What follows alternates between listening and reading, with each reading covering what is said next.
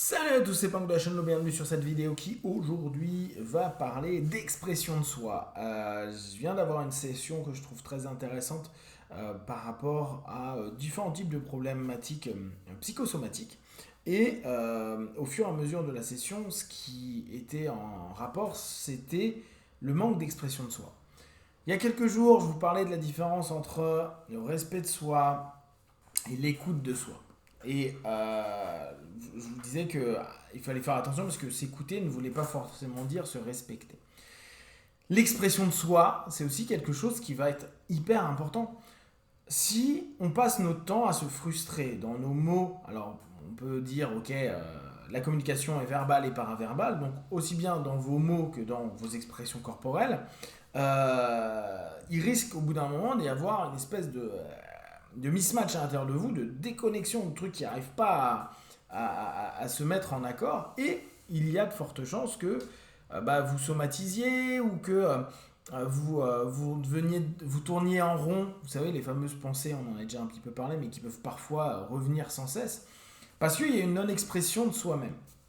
Alors, attention, parce que il y a l'expression verbale, et souvent c'est une des expressions quand même qui est plus importante. C'est là où je reviens sur Marébian et c'est 7% dans la communication. N'empêche que si on ne dit pas c'est 7% dans la communication qui passe par le verbe, on peut se sentir quand même pas super bien. On a beau avoir un body language, donc un langage verbal qui exprime genre de la colère, de la rage, de la surprise, de ce que vous voulez, et qui a une expression, on pourrait se dire ouais mais si je l'ai exprimé, je me suis bien fait comprendre. Vous savez, c'est les personnes qui en fait n'ont rien dit, mais qui ont dit j'ai froncé les sourcils de cette manière-là et je l'ai regardé intensément et la personne elle a compris le message. Non, la plupart du temps la personne ne comprend pas, voire n'en a rien à battre. Verbaliser, et c'est pour ça que d'ailleurs on fait beaucoup verbaliser dans l'accompagnement et dans la thérapie, c'est quelque chose d'important parce que ça permet déjà de sortir quelque chose, puis de se l'entendre dire, et parfois même de se l'entendre dire, il y a une espèce de force et d'intensité qui se dit mais oui c'est vraiment ça, ou au contraire on va compléter avec une autre sémantique parce que c'est pas juste à l'oreille, c'était bien dans la tête, mais dès qu'on commence à l'exprimer, on se dit non, c'est pas tout à fait ce que je veux dire, j'ai envie d'être précis. Bon, parfois ça part un peu en vrille, mais on tente d'être précis quand même. Donc l'expression de soi, elle a vachement d'importance parce que elle nous évite au bout d'un moment de se frustrer. Alors après, on va me dire ouais, mais il n'est pas toujours bon de tout dire. Ça se discute. Hein. On peut voir deux écoles assez différentes. Hein. L'école communication non violente et l'école de Branden là. Et voilà, j'oublie à chaque fois. Bon, ça reviendra. Vous savez, la communication où on dit tout. Honnêteté radicale. Donc, on a vraiment deux écoles. Je vous avais dit qu'honnêteté radicale au quotidien, c'est quasi impossible. La CNV, ça peut être sympa, mais il n'y a pas de mais. Ça va dépendre complètement des personnes et de comment nous on le vit. Parce que parfois, l'expression, on peut se dire ouais, mais si c'est pas écouté, si c'est pas entendu, ça sert à rien. Mais comme je vous dis, il y a des moments, c'est juste le fait de verbaliser quelque chose.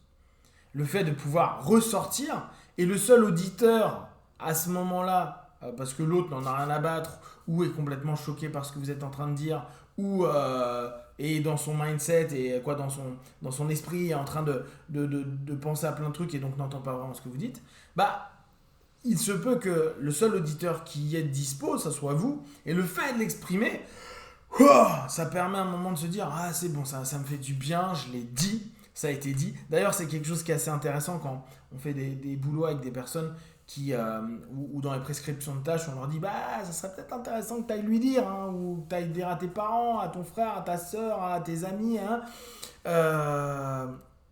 Il y a vraiment cette notion de ouais, je m'en fous ce qu'ils ont dit après, ou ils n'ont pas compris pourquoi j'ai dit ça, mais moi je l'ai dit et je me sens mieux. Parce que vous savez, beaucoup de personnes se disent ah, si j'avais pu le dire. Bon, ça a pu être, si tu avais pu le dire, ça aurait pu être bien, mais ça aurait pu ne pas être entendu. Mais c'est pas important. Ça va être l'acte, et parfois même certains nommeront ça un acte symbolique, qui va pour nous, dans notre structuration, nous dire ok, là je suis dans du bon. L'expression de soi, c'est quand même quelque chose qui, paradoxalement, dans une société qui est assez libre dans les formes d'expression, bien qu'aujourd'hui on pourrait se poser des questions, ne serait-ce que d'un point de vue vestimentaire ou d'un point de vue même humoristique, où on voit qu'il y a toujours, aujourd'hui on est en train de recadrer sur ce qu'il faut faire, ce qu'on peut dire et ce qu'on ne peut pas dire. On a quand même encore beaucoup de liberté d'expression, l'internet le permettant beaucoup, mais on ne s'autorise pas forcément à exprimer. Parce que on aimerait que l'expression qu'on propose ait l'impact qu'on suppose ou qu'on désire vis-à-vis des personnes à qui on va exprimer ce qu'on a exprimé. Et là, pas de chance, c'est rarement le cas. On ne contrôle pas les autres. On ne peut simplement prendre en compte que ce que nous, on met en place. On ne peut pas du tout savoir comment une personne va réagir à l'expression d'une idée, d'une opinion, d'une frustration. Et dès lors, il se peut qu'on ne veuille pas exprimer parce qu'on se dit ah oui, mais si je lui dis, il va se passer ça. Ah, si je lui dis ça, on va s'engueuler, ou il va me prendre pour un con, ou plein de choses. Et donc, on se trouve bien sûr des évitements pour ne pas le faire, alors que paradoxalement, on a besoin de le faire. Alors, parfois, on n'exprime pas, parce que ça nous permet de rester à se valider le fait qu'on aille mal et qu'on n'a pas envie, que rien ne changera, et que le monde est de la merde, donc les gens sont des connards, etc. Alors qu'il arrive qu'on exprime des choses, on se dit ouah, ça va mal se passer, et les personnes ou la personne en face accueille le truc et dit ok, ouais, j'avais pas vu ça comme ça, désolé. Ok. Et là, gros choc, genre ah ouais, je peux m'exprimer sans que la personne réponde à mon fantasme de ce qui pourrait être. On ne maîtrise pas, ni ne contrôle autrui. Bon, ça, on pourra revenir dessus, mais et en tout cas, on ne peut pas savoir ce que la personne va faire, vivre, ou comment il va réagir par rapport à notre expression. Donc, se permettre l'expression de soi, l'expression de ses idées, de sa frustration, de son désaccord, etc., à quelque chose de libératoire. Après, vous n'avez pas à argumenter 10 ans, vous n'avez pas à plein de choses. Ça dépendra de vous, de votre envie, de votre énergie, du contexte, etc., etc. L'idée étant vraiment de vous donner un peu plus d'écoute et de tendre vers un respect de vous-même pour pouvoir faire émerger quelque chose et avoir l'impression de reprendre une forme de pouvoir, en tout cas un pouvoir au travers du mot, au travers de la sémantique, un pouvoir et parfois une place. Je me place parce que je m'exprime, et que ce soit entendu ou pas, j'aurais dit ce que j'avais à dire. Et pour soi-même, c'est souvent largement suffisant.